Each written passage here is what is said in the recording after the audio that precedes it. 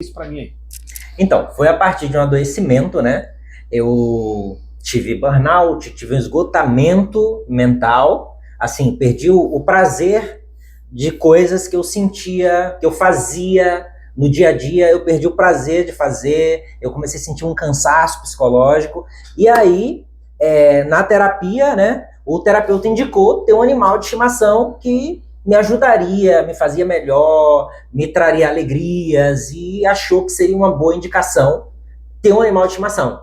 Só que, na escolha desse animal, remeteu à minha infância, né? Eu tive uns flashes da infância, quando eu tive uma cabrita de estimação. Na época, a cabrita nasceu cega e foi dada para mim numa caixa de sapato, tá? E foi uma época que foi muito feliz, era eu e a minha irmã ali com ela, o nome era Sabrina. Então, quando eu fui escolher essa indicação de ter um animal de estimação, eu escolhi uma ovelha porque se parecia, remetia à cabrita da infância. Sim. E aí foi quando eu busquei um criador de ovinos, e aí falei para ele, ó, eu tô buscando uma ovelhinha aí de estimação, que eu quero ter como animal de estimação, só que eu só quero se for rejeitada pela mãe quando acontecer, porque eu sei que é muito comum acontecer na espécie, e aí quando acontecer, eu vou buscar. Aí fiquei aguardando, ele já tinha um macho lá, eu falei que não daria certo para a cidade, porque o instinto ali do carneiro, né, é marcar território, Sim, então sim. seria um problema a gente aqui. Você imagina que na nossa rua, Marco, Sim, sim. a gente tem um carneiro correndo atrás de todo mundo. Sim, sim, sim. Então eu escolhi uma ovelha fêmea. Quando ela nasceu, eu fui buscar no dia seguinte.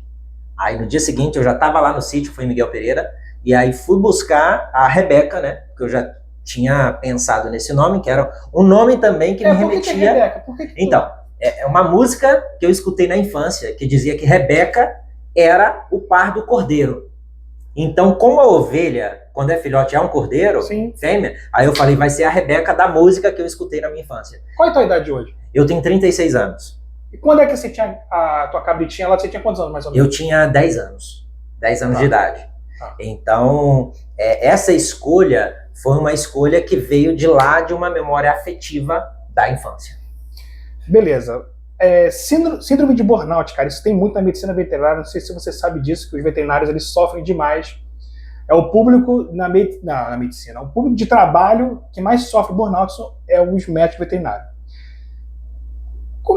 Qual foram os seus primeiros sinais que você fala assim, cara, eu não tô legal? E por que se você tem alguma, como é que eu vou explicar? Tu sabe o porquê disso ou não? Não sei. Tem alguma coisa, por exemplo, aconteceu alguma coisa, por exemplo, veterinário que trabalha muito internação, muitas horas de trabalho, é um esgotamento, os animais morrem, os caras ficam na merda. Eu queria saber o seguinte, quando você deu o sinal assim, cara, eu não tô legal, eu preciso procurar um médico porque eu acho que não tô legal. Quando é que você sente? Tem um ponto inicial disso ou não tem isso? Então, Marco, é um conjunto de coisas. Eu desconhecia esse diagnóstico. Sim. Eu não conhecia. E aí, eu trabalho ali num ambiente de meta, um ambiente capitalista, né? Eu sou bancário. E lá naquele ambiente havia cobranças excessivas por meta, e nessa cobrança ali, quando você alcançava uma meta, já não era mais suficiente. Nessa que não era mais, alcançou 100%, já não é suficiente, você tem que ser 150%. Então, nunca era suficiente, você nunca tá bom, você nunca recebia o elogio e tava ok. Não, você tem que melhorar, você tem que melhorar. Ou seja, você nunca tá bom, você nunca é suficiente. Então... Isso foi te minando com o tempo?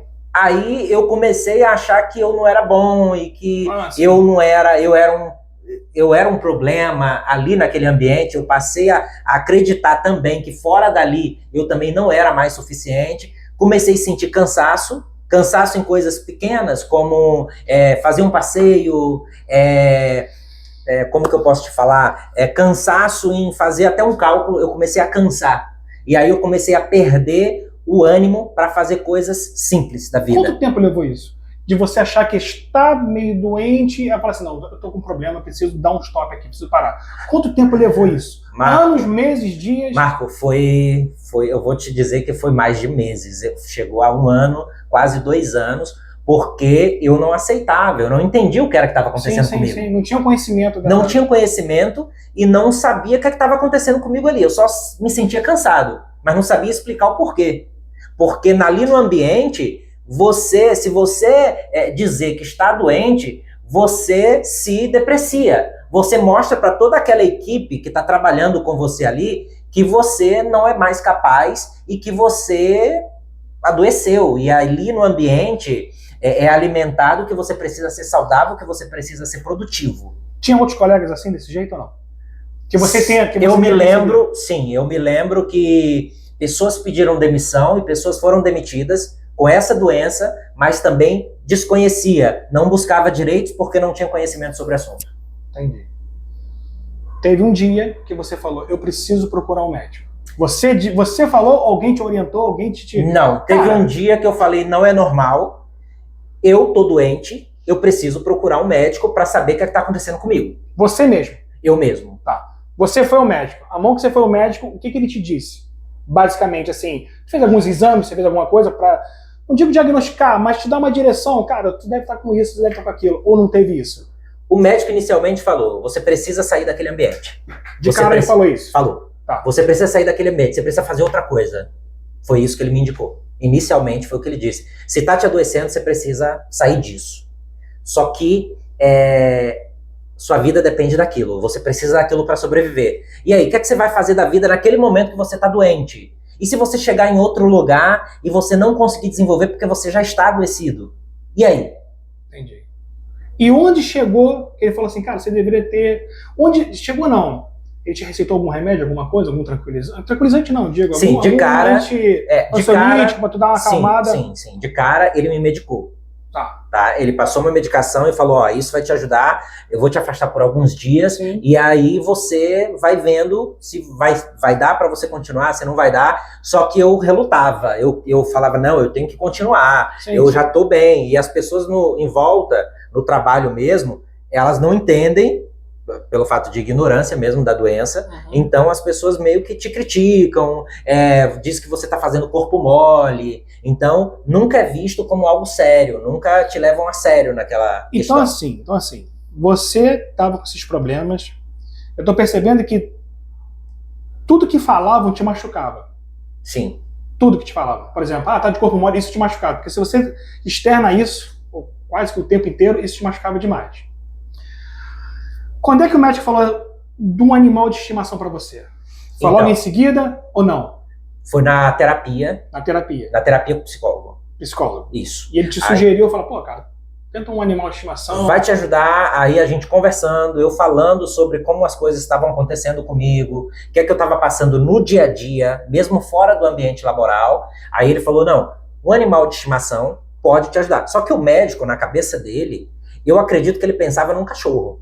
Sim, tá? Lógico. Quando ele indicou um animal de estimação, eu acho que na cabeça dele ele estava pensando assim, esse cara com um cãozinho vai dar tudo certo, vai dar uma ajudada. Só que ele não sabia que na cabeça desse cara, que na minha cabeça, tinha uma cabrita ali que aconteceu na minha vida, tinha uma memória afetiva. Em nenhum momento você pensou em pegar um cachorro, em nenhum momento. Então, quando ele te sinalizou isso aí, tipo assim, porra, cara, um gatinho, um cachorrinho, então um animal de estimação. Quando ele falou isso, veio uma ovelha, uma cabra, veio um bicho mais... Não, no início eu até pensei no cachorro. No início até que eu pensei ali, eu olhei o que tinha em volta no cachorro. Só que tudo na minha vida, tudo que acontece na minha vida é muito intenso. Eu carrego muitas memórias afetivas, sabe? Eu sou baiano, eu sou do sertão baiano, então eu sempre vivi ali em contato com a natureza.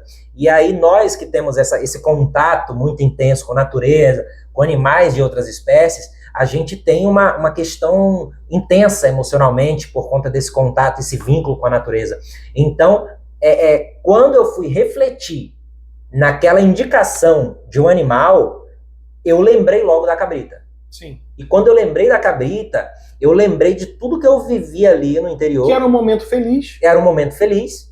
E te remeteu uma felicidade a uma felicidade lá atrás, que era uma forma de resgatar... Sim. Me resgatar daquela tristeza, daquele momento de esgotamento. Sim. Então, foi aí que veio a lembrança da cabrita, me trouxe sorrisos quando eu lembrei, e eu falei, então vai ser uma espécie parecida.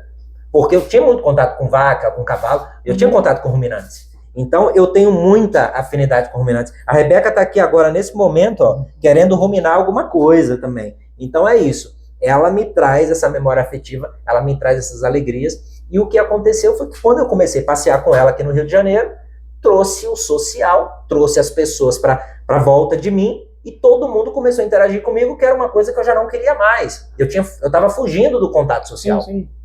E aí, quando chegou essa ovelha, eu não esperava que ia haver esse burburinho todo, esse contato social, todo mundo se aproximando, e aí foi uma surpresa para mim, que acabou que essa escolha trouxe uma solução para minha vida, trouxe uma melhora no tratamento. E aí foi quando outro psiquiatra, um outro profissional, Por que me avaliou. Outro profissional? Ah, você não procurou. O cara que. Você que foi ao encontro desse outro profissional. Sim, eu acabei mudando de profissional, mudei para outro psiquiatra que era mais contemporâneo, era um psiquiatra mais jovem, mais contemporâneo, sim. E aí contei a minha história ali com a Rebeca, relatei toda essa questão da indicação terapêutica, relatei a questão do adoecimento. Ele falou: não, Evilásio, essa ovelha, pelo que eu estou te acompanhando, está sendo muito positivo no teu tratamento. Sim. Então, eu vou incluir ela aqui no teu laudo, que ela vai estar sempre com você ali. Então, assim, vai estar em conjunto. Ela faz parte do teu tratamento. Esse animal está te ajudando muito. Ela te trouxe uma vida de volta. Então, ela tem que estar junto com você.